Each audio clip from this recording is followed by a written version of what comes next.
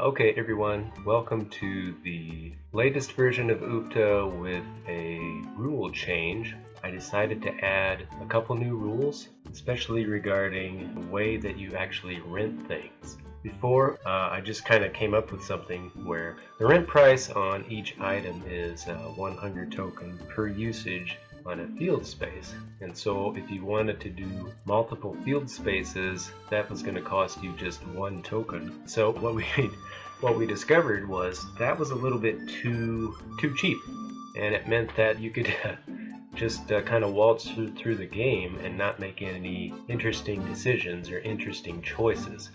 What I did was I raised the price now so that everything costs 2 tokens now, but that's per field space.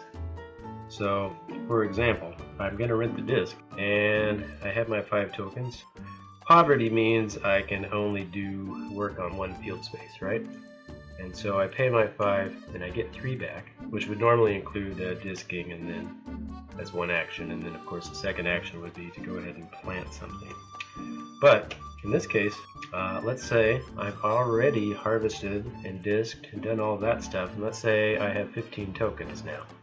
What has changed? Well, now if I'm going to farm, I'm going to have to do it at 2 tokens to rent an item from the resource shop. So now I have to think, if I have 15 tokens and I want to bring multiple crops to harvest now, I have to figure out, well, how much is that going to cost me if it costs now 2 tokens to do each activity? And so all I have to do really is just say, okay, before it would cost me 4 tokens to do work in each field space, right? And so if I wanted to do it, let's say 2 fields, it would actually cost me 8 tokens. So let's say each player has 20 hunger tokens. We've already played a few rounds, okay? So let's say this one has the disc. Let's say this one has the harvester, right? Now I'm just going to go ahead and roll. Roll a 4, that's productive. Okay, so check it out. Now I have to do a little bit more math than I did before. I have the disc. Now I have to figure out, at this point, do I want to farm on multiple field spaces at a raised price of 2 hunger tokens, knowing that I am going to be contributing per harvest to my opponent. So what I have to figure this out. Not only am I going to be giving them 2 tokens, that's one thing that I have to consider, but I also have to consider the fact that I own the disc. So if I own the disc, it also means that the cost of production has gone down, right? Because when you own the disc, again, that particular activity is free, and it's free on multiple spaces. So I have 20 tokens. I have to figure out, I don't mind giving them a little bit, because I have to have a way to earn the hunger tokens. If they get a piece, they get a piece, right? So what I'm going to do here is I just go ahead and disk only 3. So that's how you kind of get a handle on the economics of what's going on. So here's 3 field spaces turned over, and then I'm going to go plant like normal. I didn't have to pay for the disking, but I am going to pay for the seeding. So I have to pay, it costs 2 hunger tokens to use the seeder on each one. So it'd be 2, 4, 6. Right? So I take my 20 hunger tokens and I say, or actually let's just take 10. 10 minus 6 is 4, right? So I get the 4 and my turn is complete. And we figured it right, because if I tried to do 1 extra crop, then I would be disking, but which I could do. You know, there's nothing that says that I can't do that. It's just that I know that it would be extra tokens that might pay off later down the line. But for now, I only have enough to bring in completely 3 crops. So now, what am I going to do? Let's say what happens. I have 22 tokens. I own the harvester, they own the disc. But they just harvested. They're in a possibility. This is where things get interesting. Can I predict what they're going to do? What are they going to buy? If they buy something that makes their farming more efficient, it means that I'm going to have to figure out how that affects my gameplay. Let's say they buy the cedar, right? Now, if they buy the cedar, that means that I'm going to have to pay them to disc and seed, right? So if I want to use my tokens to farm on multiple field spaces, and I know that there's a good chance they may snatch up something else, that means 2 of the processes to do just basic farming is going to go into their pockets. And so, and that's going to be harder to overcome, right? So what are my other options? Well, I mean, if they don't buy the cedar, that's fine. I could focus on buying other items, which, you know, makes the farming easier and brings in passive income while everything else is going on, right? Or I could focus on other things that benefit my farm, so like crop insurance, right?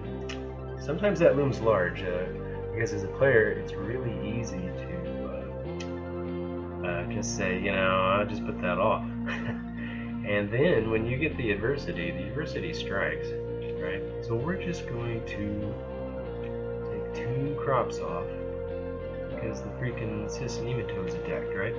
And so when you lose 2 crops in Ufta, if they were particularly valuable crops, that's gonna be, you know, for potentially 10, 13 points per crop. I mean, that's potentially 26 points you just lost, okay? And so that is that is something you want to be careful about. Depending on where you're at in the game, again, it's all situational, right? Depending on how good you're doing, how many productive rules you have, what's going on with the other players, what's going on in the growing season, you have to figure out when is the best time to purchase the most effective expenditure, right? Or most effective item. So you have to figure this out. So I have 22 to work with. They're loaded, so they may buy something in the essential equipment category. I'm just going to go with buying, I don't know, organic sprayer. Organic sprayer is interesting because you know, this is partial insurance. It won't, because it's cheaper, it won't cover every possibility that happens, right? But it does cover 7 of the 13. So I'm going to go ahead and keep this. I'm going to pay 10 for it. Wow, that was a great move. This player is also primed and ready to... see, so here's productive. What should I do on my turn? Well, I could buy the cedar cultivator. I think I'm going to go ahead and buy the high tunnel. Because the high tunnel gives me the possibility of very interesting things. That's the one, of course, where you can add a crop to 1 field space. If you add a crop to 1 field space, you're getting more productivity out of 1 field than you are across several. Because, of course, each field only has 1 crop. And now, with the rule of change, it's 2 points per activity. That means having a crop in 1 field space means the rent price is still just 1 token to do all the productivity, so that makes the high tunnel pretty handy. Alright, so these are a few of the basic things that changed and made the game. I tweaked it so it's a little bit more interesting. You're going to find that certain things are more important at the beginning of the game, such as, like, which field did I turn over? You know, after I had harvested and I did the 4 steps. After I did all of that, which crop was it exactly that I put the peas or the potatoes or squash on? So you do kind of need to pay attention to that, right?